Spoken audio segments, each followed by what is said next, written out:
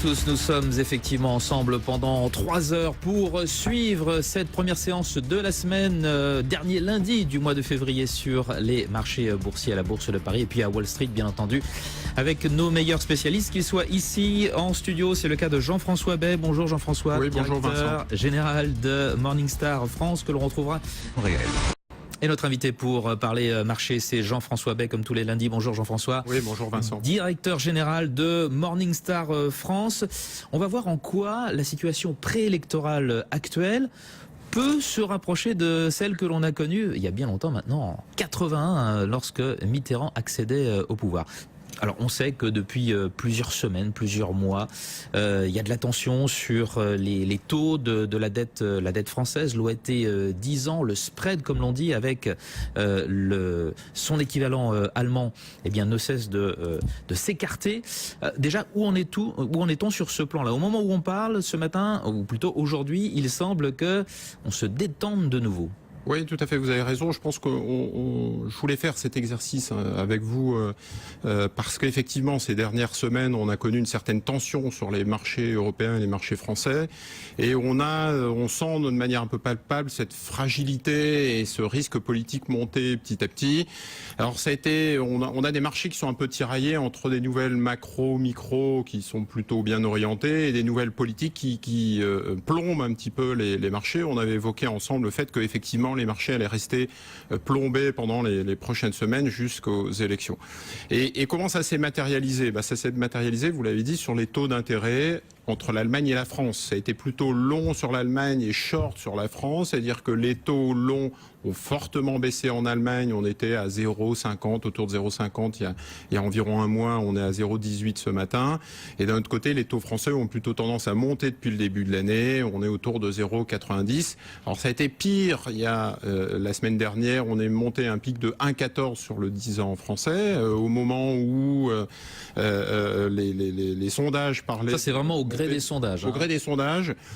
Et des alliances possibles, notamment à l'extrême gauche. C'est pas encore fini. Le feuilleton va encore durer pendant plusieurs semaines, et ça a été aussi symptomatique sur les actions. Si vous avez suivi les marchés actions Allemagne-France, vous avez vu que le DAX est plutôt en hausse de l'ordre de 3% depuis le début de l'année, et le CAC est encore en territoire négatif depuis le début de l'année, et ce spread s'est matérialisé sur les actions. C'est vrai aussi sur les petites et moyennes valeurs. Le mid-market en Allemagne est positif en hausse de plus de 5%, et on est là encore à 0 ou 1% sur les petites et moyennes valeurs françaises. Donc on voit cet écart qui n'est pas lié qu'au dividende, parce que certains parlent du dividende, de calcul de l'indice. Les écarts sont bien trop importants, et vous en doutez, pour expliquer ces écarts.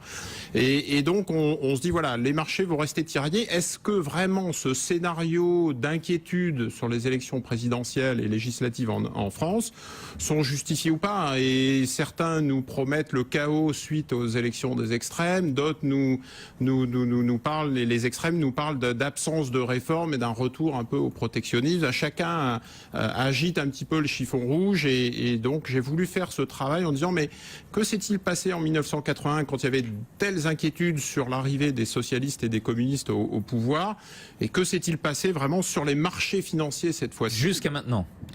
Exactement, et jusqu'à maintenant, mais en tout cas à l'époque, sur les actions en tout cas. Ouais.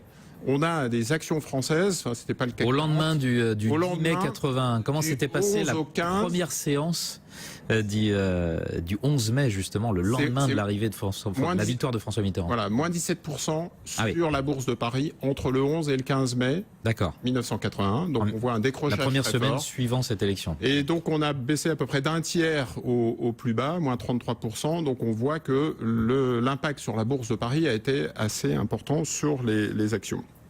L'autre élément, c'est la dévaluation du franc. Le franc a été attaqué. On imagine donc en prolongement l'euro attaqué. On a une dévaluation larvée de l'ordre de 20 à 50%. Ça dépend des critères.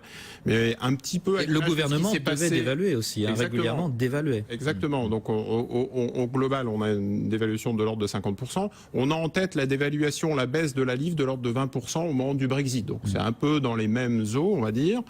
On a un engouement pour les valeurs refuges, le franc suisse qui flambe, l'or qui est amené à doubler. Il y avait des fuites de capitaux. Hein, exactement, avec des fuites de capitaux. D'ailleurs, il y a même les contrôles aux frontières qui s'est renforcé pour éviter la fuite de capitaux. Alors on a une fuite des cerveaux, une fuite on se souvient de Bernard Arnault qui a quitté la France. Donc il y a une fuite des forces vives de l'économie de la France. Et donc on peut imaginer à peu près la même chose. En tout cas, sur les taux d'intérêt, dévaluation relance par l'endettement public. On a des programmes de l'ordre de 150 à 300 milliards d'endettement tout de suite pour distribuer des packages.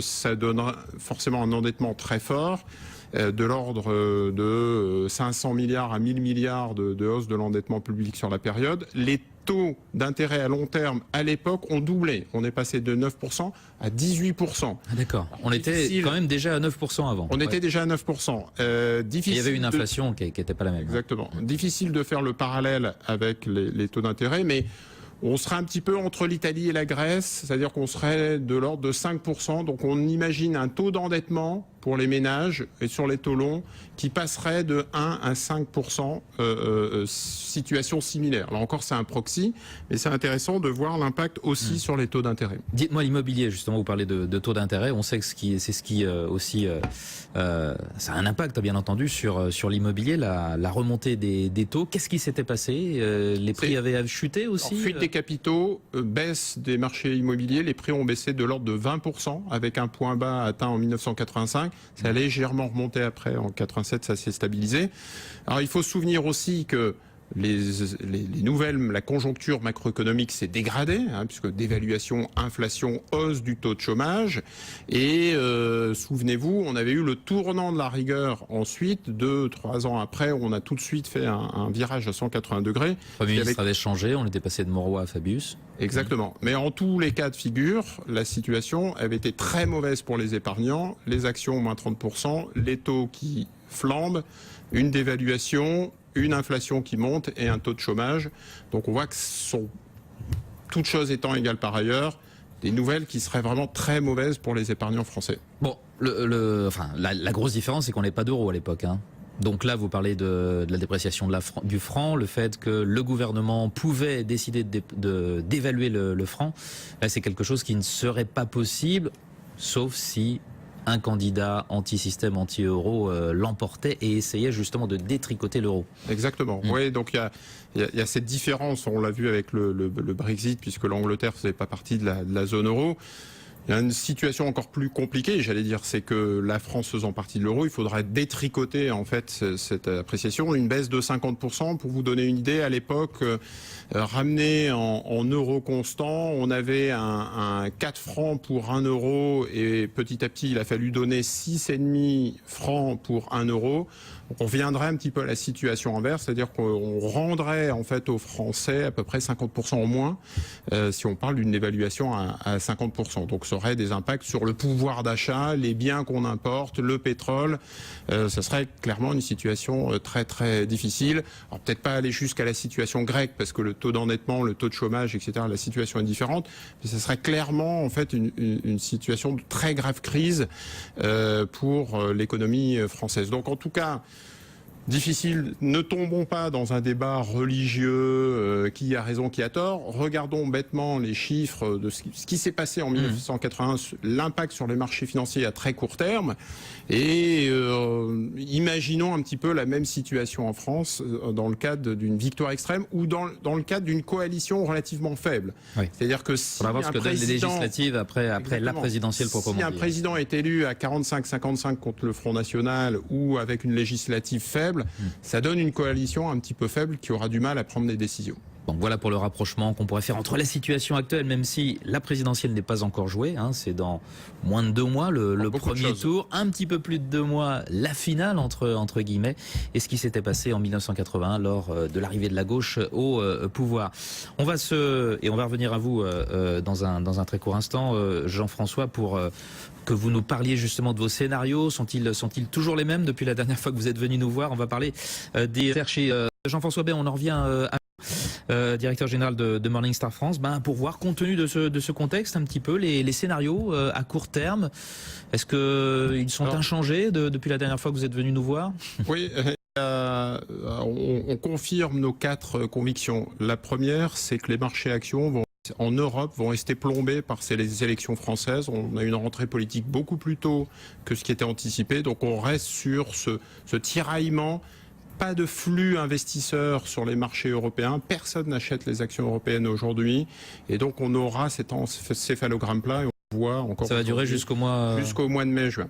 Mai-juin, carrément. D'accord. Exactement. En fonction aux aléas. En fonction des élections, donc si c'est une montée des extrêmes, ça sera plutôt très négatif, et si c'est une montée des partis traditionnels, ça sera un petit peu plus positif.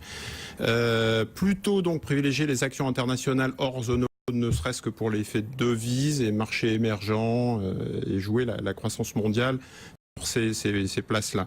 Éviter les taux d'intérêt, on vient de le rappeler, qui concentrent les risques politiques, surtout sur la partie zone euro-France, qui concentrent les risques inflationnistes, changement de régime des banques centrales. Et la 4e idée qu'on avait eue il y a quelque temps, c'est d'investir sur l'or, retrouver de la diversification et de la décorrélation sur l'or. C'est intéressant, ça apporte la diversification qu'on n'a pas sur des taux, et d'autre part, c'est un peu une valeur refuge qui permet de protéger le portefeuille. Donc c'est bien de maintenir cette position à court terme.